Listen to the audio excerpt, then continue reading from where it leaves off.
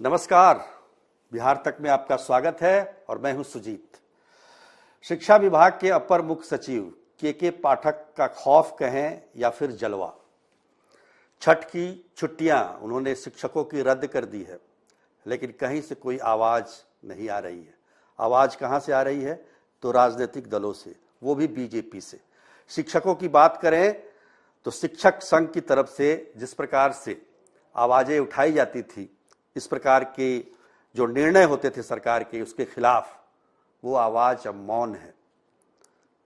तो इसके पीछे कहीं ना कहीं के पाठक का खौफ है या फिर उनका जलवा। आपने देखा होगा पिछले दिनों जब बीपीएससी द्वारा भर्ती शिक्षकों की नियुक्ति पत्र बांटी जा रही थी, तो उस दौरान मुख्यमंत्री नीतीश कुमार ने जब के पाठक का नाम लिया था, तो शिक्षकों में जो नवनियुक्त शिक्षक थे, किस प्रकार से उन्होंने जोरदार ताली बजाई थी। तो एक उनकी लोकप्रियता भी है और दूसरी तरफ उनका खौफ भी है। पिछले दिनों इसी नवनियुक्त शिक्षकों में से एक महिला शिक्षक ने संघ बनाने की कोशिश की, तो नतीजा क्या निकला? उसे बर्खास्त करने का आदेश जारी कर दिया गया।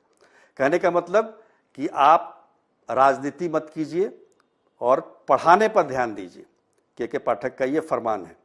आप कोई यूनियनबाजी मत कीजिए, जैसा कि आमतौर पर पहले होता रहा है। शिक्षक संघ तो कर्मचारी संघ, तमाम तरह के संघ होते हैं जो अपने अपनी मांगों को लेकर समय समय पर सरकार पर दबाव डालते हैं। लेकिन इधर मैं देख रहा हूं, इस छुट्टी के मामले में खासतौर पर अगर देखा जाए तो मौन है सारे शिक्षक संघ। इससे पहले भी छुट्टियां रद्द हुई थी। आपको याद होगा कि रक्षाबंधन के समय रक्षाबंधन की छुट्टी शिक्षकों को नहीं मिली, इस बार तीज की छुट्टी इस बार नहीं मिली। तो उस समय जब सितंबर से लेकर दिसंबर का कैलेंडर शिक्षा विभाग ने जारी किया था, तो उसमें 23 में से 23 छुट्टियां पहले हुआ करती थी, क्योंकि ये 3 महीने त्योहारों के दिन होते हैं। इसमें दुर्गा पूजा, दिवाली, छठ, तमाम तरह के त्योहार आते हैं। भैया दूज, तो गोवर्धन पूजा, बहुत सारे त्योहार होते हैं इसमें। तो 23 छुट्टियां पहले हुआ करती थी, उसको कटौती करके 11 कर दिया गया।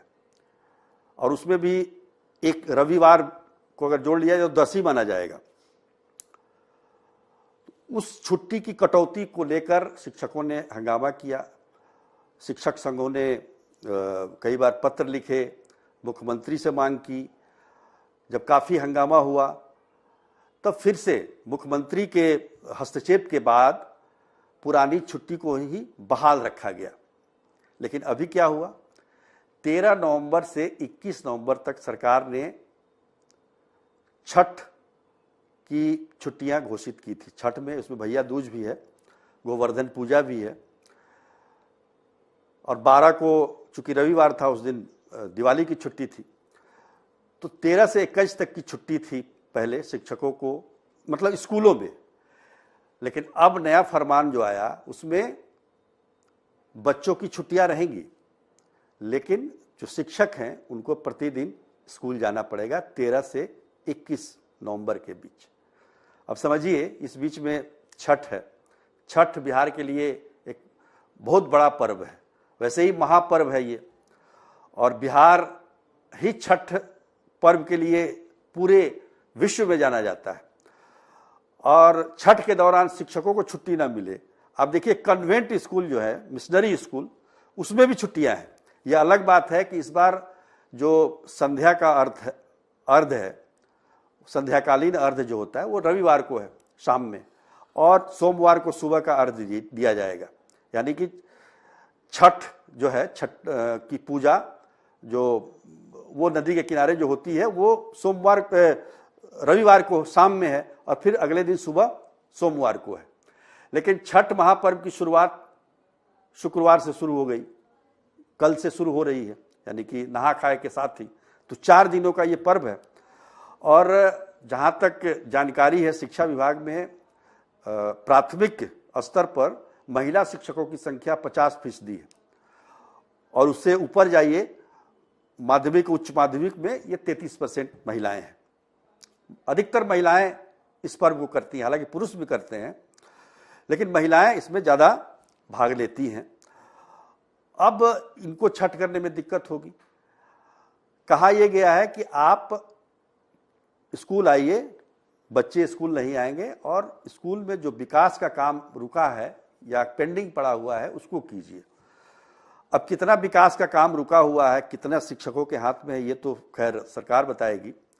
लेकिन इस फरमान के जारी होने के बाद से एक तरह से कहा जाए कि कहीं से भी विरोध के स्वर वो सुनाई नहीं देते हैं। बीजेपी ने ये जरूर कहा है कि सरकार जो है तुष्टीकरण की नीति अपना रही है। उन्हें हिंदुओं के त्यौहार, पर्व त्यौहार से दिक्कत है, उन्हीं के पर्व त्योहारों की ज़्यादा कटौती की जाती है।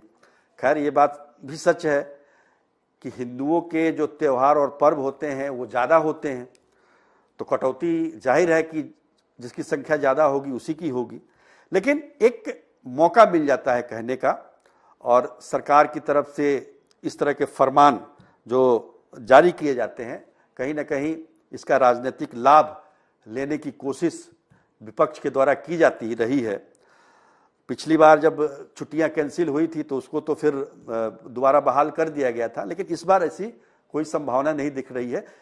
पर यह बात ठीक है कि आप रविवार के दिन छठ है और उस दिन शाम का जो है संध्या का अर्घ देना है, और सोमवार की सुबह में हो जाएगा तो आप स्कूल भी आ सकते हैं। तो इसी ख्याल में आप याद कीजिए कि पहले छुट्टियां कितनी होती थी स्कूलों में।